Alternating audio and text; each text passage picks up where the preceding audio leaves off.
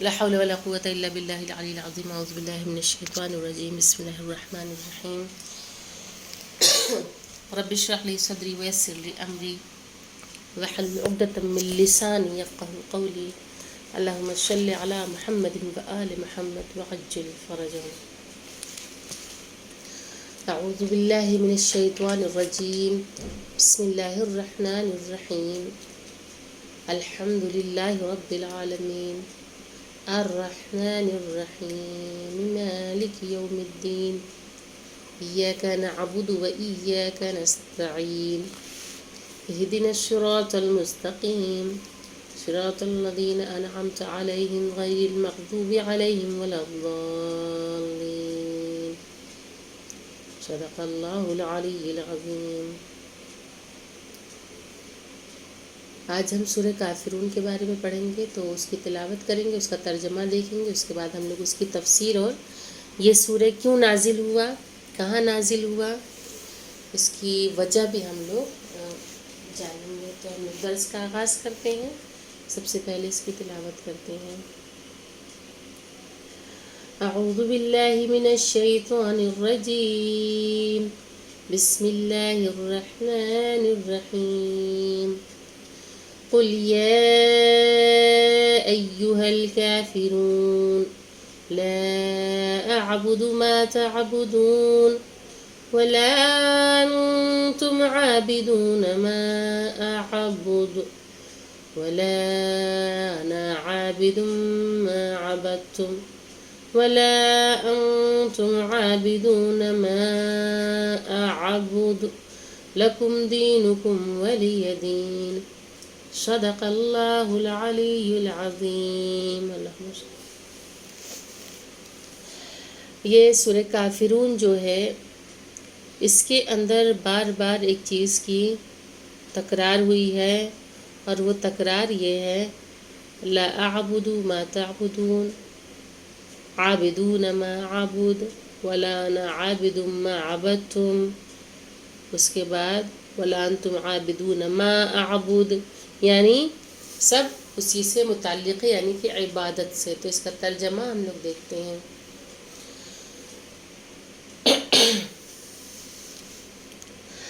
کہ قل یا ایھا الکافرون، آپ کہہ دیجئے کہ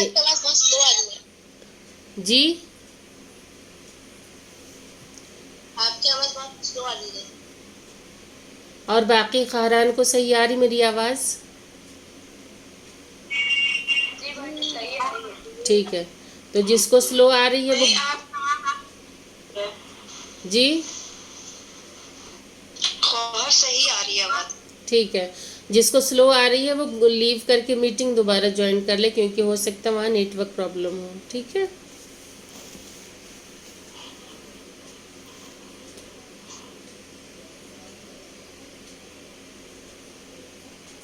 شروع کریں؟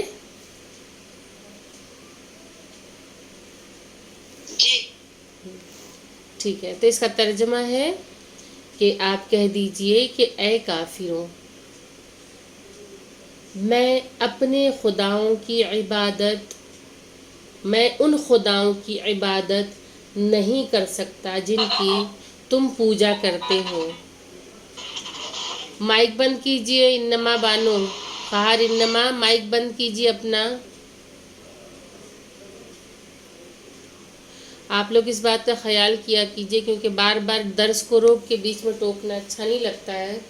تو آپ لوگ اپنا مائک جو ہے وہ پہلے ہی بند کر دیا کریے، ورنہ میں ہوسٹ سے بھی میں کہوں گی کہ آپ مائک سب کا وہیں سے میوٹ کر دیجئے. ٹھیک ہے. تو جب وہاں سے میوٹ ہو جائے گا تو پھر زیادہ دقت نہیں آئے گی. بسم اللہ الرحمن الرحیم. ٹھیک ہے. ہم لوگوں نے پھر سے اس کو ہم پڑھتے ہیں کہ سورہ کافرون جو ہے، یہ سورہ کافرون مکی ہے، یہ مکے میں نازل ہوا، اور اس میں آیات جو ہیں وہ 6 ہیں. اس کا ترجمہ کچھ اس طرح ہے کہ بنام خدائے رحمن الرحیم. قل یا ایھا الکافرون، آپ کہہ دیجئے کہ اے کافروں، یعنی کافر کی جمع کفر کی جمع ہوتا ہے کافروں، تو آپ کہہ دیجئے کہ اے کافروں، میں لا اعبد ما تعبدون، میں ان خداؤں کی عبادت نہیں کر سکتا جن کی تم پوجا کرتے ہو۔ اس کے بعد وَلَا أَنْتُمْ عَابِدُونَ مَا أَعْبُدُ، اور نہ تم میرے خدا کی عبادت کرنے والے ہو۔ پھر اس کے بعد تکرار ہوتی ہے وَلَا أَنَا عَابِدٌ مَا عَبَدْتُمْ، اور نہ میں تمہارے معبودوں کی پوجا کرتا ہوں۔ پھر اس کے بعد وَلَا أَنْتُمْ عَابِدُونَ مَا أَعْبُدُ، اور نہ تم میرے معبود کی عبادت گزار ہو۔ لَكُمْ دِينُكُمْ وَلِيَ دِينِ، تمہارے لیے تمہارا دین ہے اور میرے لیے میرا دین ہے۔ یہ سورہ اس حقیقت کی طرف اعلان کر رہا ہے کہ دنیاوی معاملات میں صلح اور مصالحت بہترین چیز ہے۔ دنیا کے دیگر امور میں اگر انسان مصالحت سے یعنی کہ صلح سے کام لیتا ہے تو یہ اچھی چیز ہے، لیکن یہ چیز مذہب کے نام پہ یعنی مذہبی مسائل میں صلح کر لینا، مصالحت کر لینا، اس کا کوئی امکان نہیں ہے۔ اور کفار جو تھے، وہ جو مشرکین تھے، جو کفار تھے، ان کا یہ وعدہ بھی بالکل غلط ہے کہ ہم آپ کے خداؤں کی عبادت کریں گے، کیونکہ ان لوگوں نے رسول خدا حضرت محمد مصطفیٰ صلی اللہ علیہ وآلہ وسلم سے کہا کہ ہم آپ کے خدا کی عبادت کرتے ہیں اور آپ ہمارے خدا کی عبادت کر لیجئے۔ تو اس طریقے سے اس نے امیہ بن خلف نے کوشش کی تھی۔ تو یہ سورہ جو ہے وہ کیوں نازل ہوا ہے، تھوڑا سا ہم لوگ اس کی ڈیٹیل دیکھ لیتے ہیں، پھر آگے ہم لوگ گفتگو کریں گے اس کے بارے میں۔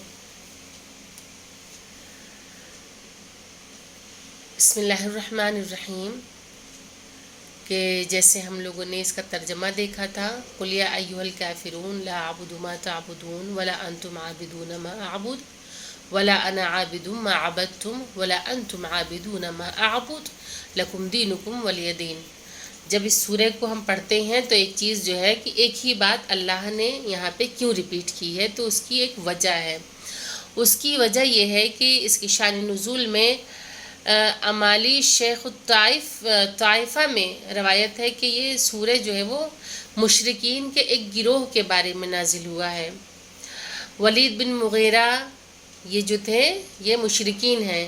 ولید بن مغیرہ، عاص بن وائل، حارث بن قیس، امیہ بن خلف، ٹھیک ہے، نام کیا ہے؟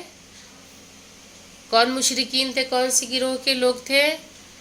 ان کے نام یہ تھے ولید بن مغیرہ، عاص بن وائل، حارث بن قیس اور امیہ بن خلف وغیرہ نے رسول خدا حضرت محمد مصطفیٰ صلی اللہ علیہ وآلہ وسلم سے کہا تھا، اے محمد، آئیے آپ ہمارے دین کی پیروی کریں اور ہم آپ کے دین کی پیروی کر لیتے ہیں، یعنی کہ آپ ہمارا دین اختیار کریں اور ہم آپ کا دین اختیار کر لیتے ہیں، لیکن کچھ شرط کے ساتھ، کیونکہ ان لوگوں نے اپنی ٹرمز اینڈ کنڈیشنز جو رکھیں وہ یہ تھیں کہ ہم تمہیں تمام امتیازات میں شریک کر لیتے ہیں، ایک سال آپ ہمارے خداؤں کی عبادت کریں اور دوسرے سال ہم آپ کے خداؤں کی عبادت کریں۔ یہ کس طرح سے کہہ رہے ہیں کہ اب ہم لوگ مصالحت کر لیتے ہیں، دوستی کر لیتے ہیں، صلح کر لیتے ہیں، کوئی جھگڑا نہیں کریں گے، لیکن ہماری شرط کیا ہے؟ شرط یہ ہے کہ ایک سال تک آپ ہمارے خداؤں کی پرستش کریے اور ایک سال تک ہم آپ کے خداؤں کی پرستش کریں گے۔ اگر تمہارا دین بہتر ہے تو ہم اس میں شریک ہو جائیں گے، یعنی کہ یہ لوگ ٹرائل چاہ رہے تھے، اس کو پہلے ایک بار ٹرائی کریں، پھر اس کے بعد اس میں یہ لوگ جائیں دھیرے دھیرے۔ تو یہ تو اسلام ہرگز گوارا نہیں کر سکتا ہے کہ دل میں بھی بت پرستی ہو، ذہن میں بت پرستی ہو، ہاتھوں میں بھی بت ہوں، اور اس کے بعد یہ کہیں کہ ہم تمہارے خداؤں کو بھی چاہتے ہیں، مانتے، عبادت کر، تمہارے خدا کی بھی عبادت کرتے ہیں، تو ایسا تو ہرگز نہیں ہو سکتا۔ اسلام اس معاملے میں بالکل کسی قسم کی صلح کا قائل نہیں ہے کہ جہاں وحدانیت کا مسئلہ آ جائے، جہاں خدا کا مسئلہ آ جائے، جہاں توحید کا مسئلہ آ جائے، وہاں پہ شریعت اسلام اس کی اجازت بالکل بھی نہیں دیتا کہ خدا کے علاوہ کسی اور کی پرستش کی جائے، کیونکہ اسلام میں داخل ہونا ہی سب سے پہلے، جو ہم لوگ کا پہلا درس ہوا تھا آپ لوگوں کو یاد ہوگا کہ اس میں میں نے کلمے کے بارے میں بتایا تھا کہ جب کلمہ پڑھتے ہیں تو اس کا مقصد کیا ہوتا ہے۔ کوئی دائرہ اسلام میں داخل ہوتا ہے، کہتے ہیں کہ تم کلمہ پڑھو، تو اس کا مقصد کیا ہوتا ہے، اس کی وجہ کیا ہوتی ہے۔ مثال کے طور پہ کوئی اگر غیر مسلم اسلام قبول کرنا چاہتا ہے، دائرہ اسلام میں داخل ہونا چاہتا ہے، تو اس سے کیا کہا جاتا ہے، جب وہ مسلمان ہونے کے لیے جب وہ آمادہ ہوتا ہے تو اس سے کہا جاتا ہے کہ تم کلمہ پڑھ لو، اور جب تم کلمہ پڑھو گے تو تم دائرہ اسلام میں داخل ہوگے۔ لیکن یہ صرف زبان سے نہیں ہونا چاہیے، بلکہ دل سے اس چیز کو ایکسیپٹ کرنا ہے۔ اچھا، پھر اس نے جب کلمہ پڑھا تو کلمے کا مقصد میں نے بتایا تھا آپ لوگوں کو کہ کلمے کے دو پارٹ ہے، ایک جو ہے وہ پہلا حصہ جو ہے وہ کفر ہے، اور دوسرا حصہ جو ہے وہ ایمان ہے۔ تو پہلا حصہ کفر کیسے، لا الہ، سب سے پہلے انکار کر دو، تمام خداؤں کا انکار کر دو۔ خدا نخواستہ اللہ وہ دن نہ لائے کسی مسلمان پہ کہ اگر کوئی آدھا کلمہ پڑھے اور دنیا سے چلا جائے، یعنی جو پہلا پارٹ لا الہ، نہیں ہے کوئی خدا، اور اس کا دم نکل جائے تو اس کی موت جو ہے وہ، اس کا خاتمہ کفر پہ ہوگا۔ خدا نہ کرے کہ ایسا وقت کسی پہ آئے کسی کے ساتھ۔ تو لا الہ یعنی سب سے پہلے تمام خداؤں کا انکار کرنا، نہیں ہے کوئی معبود۔ پھر کہا الا اللہ، سوائے اللہ کے، کیونکہ اسلام کے علاوہ جو دوسرا مذہب ہے وہ کہیں نہ کہیں شراکت کا قائل ہے، وہ شرک کرتا ہے، چاہے وہ کوئی بھی مذہب آپ لے لی، چاہے وہ کرسچینٹی ہو، چاہے وہ یہودیت ہو، چاہے وہ عیسائیت ہو، چاہے وہ اور دوسرے مذاہب ہو۔ بہت سارے مذاہب پائے جاتے ہیں دنیا میں، اور اس کے الگ الگ قسمیں ہیں، اور ہر مذہب میں نہ جانے کتنے چھوٹے بڑے بہت سے فرقے ہیں، تو سب میں کہیں نہ کہیں شرک پایا جاتا ہے۔ عیسائیت میں ہے، ایک خدا کی عبادت تو ہے ان کے یہاں، لیکن انہوں نے شریک کر دیا کس کو، جناب عیسیٰ علیہ السلام کو شریک کر دیا، خدا سے ملا دیا، معاذ اللہ، نعوذ باللہ، عیسیٰ علیہ السلام کو اللہ کا بیٹا کہہ دیا، تو یہ شرک کر دیا کہ نہیں۔ تو اسلام کے علاوہ جتنے مذاہب ہیں ان سب میں کہیں نہ کہیں شرک پایا جاتا ہے، لیکن دائرہ اسلام میں داخل ہونے کا مطلب ہے، شرک کے معنی کیا ہے، شریک کرنا، یعنی اللہ کا کسی اور کو، اللہ کا شریک کسی اور کو بھی بنا دینا، جیسے کہ نعوذ باللہ عیسائیت کہتی ہے کہ وہ عیسیٰ علیہ السلام اللہ کے بیٹے ہیں، یا اور دوسری قومیں جو ہے وہ دوسرے خداؤں کو بنا کے اس کی پرستش کرتی ہیں۔ تو یہ تمام چیزیں ہیں، تو یہ تمام چیزیں جو ہیں اسلام اس سے بالکل پاک ہے، بالکل بری ہے، ایسا کچھ نہیں ہے، اسلام میں شرک کی گنجائش نہیں ہے۔ تو کلمہ پڑھنے کا ہی مقصد ہے دائرہ اسلام میں داخل ہونے کا، سب سے پہلے تم تمام خداؤں کا انکار کر دو، جس پہ تم اب تک قائم تھے ان تمام خداؤں کا انکار کرو، اس کے بعد تم دائرہ اسلام میں داخل ہو، پھر اسلام تمہارا استقبال کرتا ہے۔ تو اب یہاں پہ ان لوگوں نے کہا، یعنی کہ جو ان لوگوں کی میٹنگ ہوتی ہے کفار کی، اور کفار کی میٹنگ میں کیا ڈیسائیڈ ہوتا ہے کہ رسول خدا سے کہتے ہیں کہ ٹھیک ہے ہم تیار ہیں، آپ کا دین تو ہم اپنائیں گے، لیکن 1 سال ہم آپ کا دین اپنائیں گے، 1 سال آپ ہمارا دین اپنائیے، اور اگر ہم کو اچھا لگا تو ہم آپ کے دین میں شریک ہو جائیں گے، اس طرح ہم اس سے اپنا حصہ لے لیں گے، اگر ہمارا دین بہتر ہوا تو آپ ہمارے دین میں شریک ہو جائیں گے اور آپ اس میں سے حصہ لے لیں گے۔ تو اس وقت یہ سورہ جو تھی نازل ہوئی۔ اچھا، پروردگار عالم کا انداز کتنا خوبصورت ہے، اللہ نے کس طرح سے مشرکین کا جواب جیسے انہوں نے تکرار کی کہ آپ میرے دین میں آ جائیے، 1 سال میرے دین میں رہیے، اس میں عبادت کریے، ہم آپ کے دین میں عبادت کریں گے، پھر اس کے بعد جو ہے اگر آپ کا دین اچھا لگا تو ہم اس میں شامل ہو جائیں گے، اور اگر آپ کو ہمارا دین اچھا لگا تو ہم شامل ہو جائیں۔ ایک تکرار ہو رہی ہے نا، تکرار عبادت کی تکرار ہو رہی ہے، ہم آپ کے خدا کی عبادت کریں گے، ہم آپ کے دین میں داخل ہو جائیں گے، تکرار ہو۔ تو اللہ نے بھی اسی لہجے میں بات کی ہے، بار بار تکرار کر کے، لا اعبد ما تعبدون ولا انتم عابدون ما اعبد ولا انا عابد ما عبدتم ولا انتم عابدون ما اعبد۔ پروردگار عالم نے کتنے خوبصورت انداز سے جواب دیا ہے، اس کو کہتے ہیں کہ جیسے کو تیسا جواب، اور اللہ نے بہت اچھا، بہت بہترین، بہت خوبصورت انداز میں مشرکین کو، کفار کو جواب دے دیا ہے کہ اسلام جو ہے وہ کسی بھی طور تعدد پروردگار خدا کی تعداد یعنی کہ متعدد خداؤں کی پرستش کی اجازت نہیں دیتا۔ جب آپ کو داخل ہونا ہے تو پھر آپ اگر دائرہ اسلام میں داخل ہونا چاہیں تو سب سے پہلے تمام بتوں کو توڑ دیجئے، تمام اپنے دل میں جتنے خدا ہیں جو بنا رکھے ہیں ان کو ہٹا دیجئے، پھر اس کے بعد آپ دائرہ اسلام میں داخل ہو جائیے، تبھی اسلام جو ہے آپ کا استقبال کرے گا۔ ورنہ دیکھا جائے تو بہت سے ایسے لوگ تھے کہ جو بظاہر اسلام لائے تھے لیکن ہاتھوں میں بت چھپا کر بھی نماز میں دور رسالت میں کھڑے ہوا کرتے تھے، اور جب ایسا ہوا تو اس وقت آیت بھی نازل ہوئی کہ ہاتھ کھول کے نماز پڑھیے۔ جب ہاتھ کھول کے نماز کا حکم آیا تو بہت سے لوگوں کے آستینوں سے بت جو تھے وہ گر گئے۔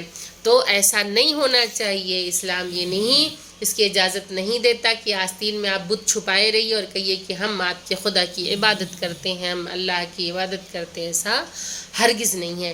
تو پروردگار عالم مکر و فریب کو بہت خوب جانتا ہے۔ اللہ نے قرآن میں بار بار یہ بتایا ہے کہ ہم دلوں کے حال کو بہتر جانتے ہیں، ہم انسان کو بہتر طریقے سے جانتے ہیں، تو خداوند کریم سے کوئی بات پوشیدہ نہیں ہے۔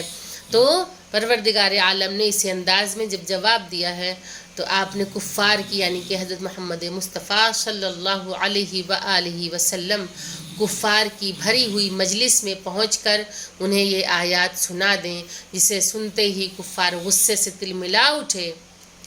جب رسول خدا نے آیات سنا دیں، کیونکہ یہ نازل کیوں ہوا؟ کیونکہ کفار نے ایک شرط رکھی تھی، اپنی ٹرمز اینڈ کنڈیشنز بتائی تھیں کہ آپ ایسا کریں گے تو ہم ایسا کریں گے، اگر آپ میرے خدا کو مانیں گے تو ہم آپ کے خدا کو مانیں گے، آپ ہمارے خداؤں کو نہیں مانیں گے تو ہم آپ کے خداؤں کو نہیں مانیں گے، آپ کو اچھا لگے تو ہمارے دین میں آ جائیے گا، ہم کو اچھا لگے تو آپ کے دین میں آ جائیے گا۔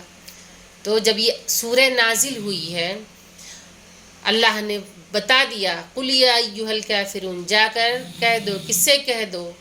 کافروں سے کہہ دو، لا اعبد ما تعبدون، جن کی تم پوجا کرتے ہو میں ان کی عبادت نہیں کرتا، ولا انتم عابدون ما اعبد، اور نہ تم اس کی عبادت کرنے والے ہو جس کی میں عبادت کرتا ہوں، ولا انا عابد ما عبدتم، اور نہ ہی میں ان کی عبادت کروں گا جن کی تم عبادت کرتے ہو، ولا انتم عابدون ما اعبد، اور نہ تم اس کی عبادت کرنے والے ہو جس کی میں عبادت کرتا ہوں، ولا انتم عابدون ما اعبد ولکم دینکم ولی دین، کہ کیا فرمایا، تمہارا دین تمہارے لیے، میرا دین میرے لیے ہے۔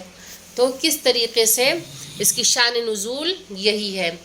اب وجہ تکرار کیا ہے؟ مسلسل جو تکرار کی وجہ ہے، جیسا کہ میں نے بتایا، تو وجہ تکرار یہ بیان کی گئی ہے کہ کفار نے اپنا نظریہ تکرار پیش کیا تھا، جس طرح سے ان لوگوں نے گفتگو کی، اللہ نے ان کے لہجے میں جواب دیا، لہٰذا ان کی جواب میں بھی تکرار نازل ہوئی، اور یہ بھی کہا گیا کہ کفار کے انکار جو ہے وہ شدید جواب میں تاکید مزید کے لیے کیا گیا ہے، تاکہ انہیں اپنی غلط فہمی کا احساس ہو، کہ یہ غلط فہمی میں نہ رہنا کہ ہم اپنے خدا کو چھوڑ کے یعنی اللہ کو چھوڑ کر اور کسی کی عبادت کر سکتے ہیں، تو ایسا ہرگز نہیں ہے۔ اسلام اس چیز کے لیے بالکل راضی نہیں ہے، کیونکہ دنیا میں دوسرے تمام چیزوں میں صلح کرنا اچھی بات ہے، مصلحت سے کام لینا اچھی بات ہے، مل جل کے رہنا اچھی بات ہے، لیکن جہاں دین کی بات آ جائے وہاں پہ وہاں پہ انسان اللہ کے علاوہ کسی کو ایکسیپٹ نہیں کر سکتا، کوئی مسلمان اس کا سودا ہرگز نہیں کر سکتا۔ اور کفار کا یہ وعدہ بھی بالکل غلط ہے کہ ہم آپ کے خداؤں کی عبادت کریں گے، اس لیے کہ اسلام میں عبادت کی بنیاد توحید پر ہے۔ جب پہلا درس ہم لوگوں کا ہوا تھا تو میں نے اصول دین بتائے تھے کہ دین کے جو اصول ہیں وہ کیا ہے، اس میں سب سے ٹاپ پہ ہم نے کیا بتایا تھا، کسی کو یاد ہے؟ خاران میں سے کسی کو یاد ہے اصول دین میں نمبر 1 پہ کیا ہے؟ جی احسن، ویری گڈ، توحید ہے، یعنی کہ سب سے پہلے اللہ کی وحدانیت پر یقین اور ایمان ہونا چاہیے انسان کا۔ تو اسلام کی سب سے بنیاد، جو اسلام کا جو بیس ہے وہ توحید ہے، اور اسلام میں عبادت کی بنیاد جو ہے وہ توحید ہے۔ کنیز مائک بند کریے اپنا، کنیز اپنا مائک بند کریے، کنیز زہرا۔ تو اسلام میں عبادت کی بنیاد توحید ہے، یعنی وحدانیت پروردگار خدا کو ایک ماننا ہے، اور اس کو ایک مانتے ہوئے ایکسیپٹ کرتے ہوئے اس کی وحدانیت کو سجدہ کرنا ہے، عبادت کرنا ہے۔ اور بت پرست خدا واحد کی عبادت نہیں کر سکتا، کیوں؟ کیونکہ اس نے متعدد خدا بنا رکھے ہیں، اس نے بہت سے خداؤں کو بنا رکھا ہے، وہ الگ الگ شیپ کے خدا ہیں، الگ الگ قسم کے خدا ہیں۔ کہیں تو بت کو تراش کے خدا بنایا ہے، تو کہیں سورج کو خدا کہہ دیا، کہیں چاند کو خدا کہہ دیا، کہیں گائے کو خدا کہہ دیا، کہیں پیڑ کو خدا کہہ دیا۔ تو جو بت پرست ہیں وہ کسی بھی طور ایک خدا پہ یقین رکھ ہی نہیں سکتے ہیں۔ اگر وہ یہ کہیں کہ ایک سال ہم تمہارے مذہب میں شامل ہو جائیں، ایک سال تم ہمارے مذہب میں شامل ہو جاؤ، تو ایسا نہیں ہو سکتا۔ اس وجہ سے اسلام جو ہے وہ وحدانیت کا مذہب ہے، بت پرستی کا مذہب نہیں ہے، اور کسی بھی طور بت پرستی کو ایکسیپٹ نہیں کرتا ہے۔ خدا واحد کی عبادت کے معنی ہی یہ ہیں کہ باقی خداؤں سے بیزاری اور براءت اختیار کی جائے، یعنی ان سے دوری اختیار کی جائے۔ اللہ کے علاوہ کسی کو خدا نہیں کہنا ہے، سوائے معبود کے کسی کی عبادت نہیں کرنا ہے، ان سب سے براءت، ان سب سے بیزاری کا اعلان کرنا ہے، کیونکہ ہم کسی کی عبادت نہیں کرتے ہیں سوائے خدا وحدہ لا شریک کے۔ اور اسلام کی بنیاد ہی سب سے پہلے دوسرے خداؤں کا انکار کرنا ہے، پھر دائرہ اسلام میں داخل ہونا ہے۔ اور جس مذہب میں براءت نہیں ہے وہ ایک فریب ہے، اور مذہب نہیں ہو سکتا وہ، کیونکہ جو لوگ یہ کہیں کہ ٹھیک ہے ہم تمہارے خدا کے ساتھ کی عبادت کر لیتے ہیں تو ہمارے خدا کی عبادت کر لو، تو یہ ایک صرف فریب ہے۔ اگر وہ براءت نہیں کر سکتے، بیزاری کا اعلان نہیں کر سکتے کہ گھر میں قرآن بھی سجا کے رکھا ہے اور اوپر جو ہے چھوٹا سا بت بھی رکھ لیا ہے، اور اس کے بعد کیا ہو گیا، میاں جو ہے وہ الگ عبادت کر رہا ہے، بیوی الگ عبادت کر رہی ہے، شوہر قرآن پڑھ لیتا ہے اٹھ کے صبح، اور بیوی جو ہے وہ صبح اٹھ کے گھنٹی بجا لیتی ہے۔ ہوتا ہے کہ نہیں انڈین کلچر میں؟ یا جو بڑے بڑے سیلیبریٹیز ہیں ان کو دیکھ لیجئے کہ ایک جگہ قرآن بھی رکھا ہے اور ایک جگہ بت بھی رکھا ہوا ہے، ٹھیک ہے؟ تو چلو ہم تمہارے خدا کی عبادت کر رہے تو ہمارے خدا کی عبادت کر لو۔ اب ایک بار قرآن پڑھ لیا، ایک بار جا کے گھنٹی بھی بجا آئے، وہ بھی ایک بار اٹھیں وہ بھی گھنٹی بجا لیا کہ آس پاس ایک بار بیٹھ کے سن لیا۔ تو اسلام اس کی اجازت نہیں دیتا۔ آپ اگر اسلام میں داخل ہوں تو صدق دل سے داخل ہوں، اور اگر عبادت پروردگار کریں تو پھر دوسرے خداؤں کو توڑ دیں، ان کے بت کو اپنے ذہن سے نکال دیں، ان کا تصور اپنے ذہن سے مٹا دیں، ان کی محبت کو اپنے دل سے مٹا دیں، ان سے براءت یعنی ان سے بیزاری کا اعلان کریں، ان سے دوری کا اعلان کریں، تب کہیں جا کر دین اسلام میں داخل ہونے کا حق رکھتے ہیں۔ ورنہ اگر عقیدہ جو ہے کچھ اس طرح کا ہوگا کہ لاؤ ہم گھنٹی بھی بجا لیں اور ہم اللہ اکبر بھی کر لیں، نماز بھی پڑھ لیں، تو ایسا نہیں ہو سکتا۔ سورہ میں جملوں کی تکرار مسئلے کی اہمیت کی دلیل ہے۔ کہ بار بار ایک چیز کی تکرار کی گئی ہے کہ کسی دور میں کفار و مشرکین کی طرف سے عقائد کے بارے میں مصالحت یعنی باطل پرستی کا سوال اٹھے تو مسلمان ایسی صلح کے لیے تیار نہ ہونے پائے اور اسے اپنے مذہب کا مکمل احساس رہے۔